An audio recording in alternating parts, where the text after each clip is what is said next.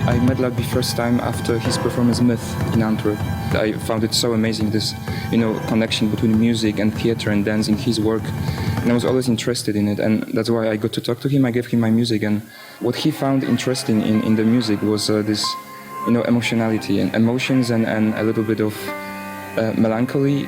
And then we got to talk about how he perceives the music in this particular project, because he found monks also, very, very focused, very melancholic in a way, and the music has something like meditative in it.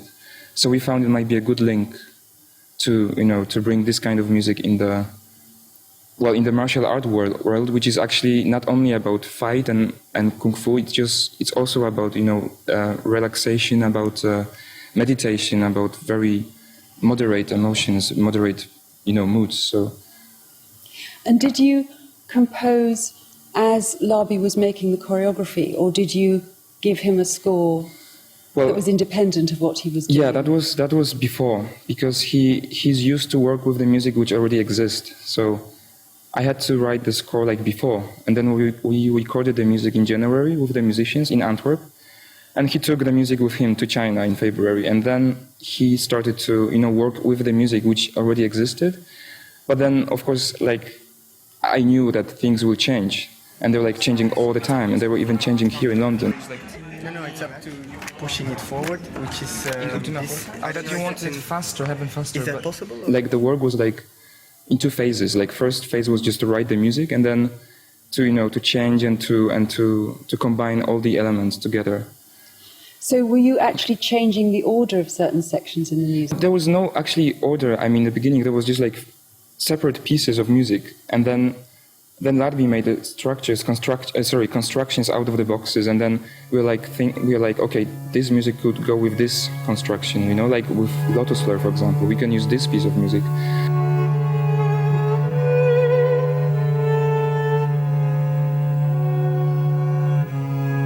Slowly, we had the structure of the music, with the piece, and then we were thinking how to even make it more combined, how to combine it more and how to change the music.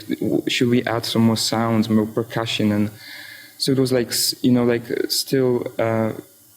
awareness and brainstorm all the time, which was extremely challenging for me, but also very, very, it was an amazing experience to work with Larbi. And certainly when you're watching the piece, the music sometimes provides a kind of emotional frame for what's going on stage. Yeah, yes, that was the idea. That was the idea, that we bring the emotion, that the music will bring certain emotion which might bring the piece into a different place,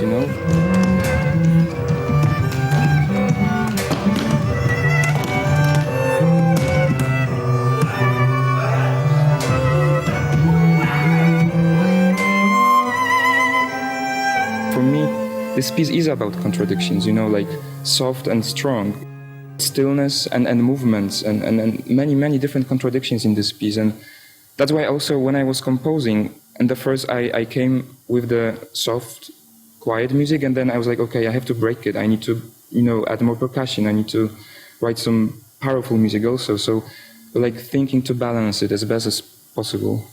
Were you at any point tempted to have more Chinese flavors or instrumentation? So I didn't want to do anything which is really traditional Chinese music, because I don't see that it makes any sense. It doesn't make any sense for me. So, and for me, it's about collaboration. So I wanted to bring something from me, purely from me, for myself.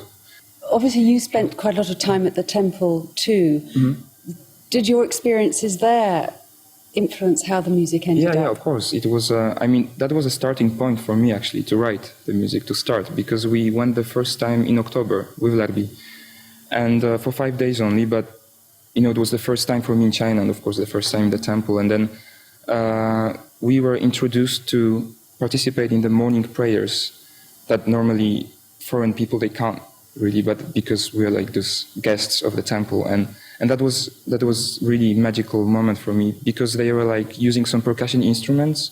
They were praying in this kind of melodiclamation, way, and so there was a soundscape there already, which I could pick up. And then for me, it's like everything is important, like the visual part also, like the landscape, the beautiful mountains around, and of course the presentation of Kung Fu by monks themselves. So all those elements, like, I just gathered, and then I filtered in my mind, and then I came back to Antwerp, and I just started to write the score. At the end of the piece, where they're dancing almost as an ensemble, the musicians are actually having to keep up with the monk's rhythm. Is that difficult? Of course it's difficult, because I think that was the main challenge for me as a composer, that because they are not dancers and they are not used to work with the music. So the challenge was to write a score which doesn't really disturb them, but somehow goes along and easily combines with the movement.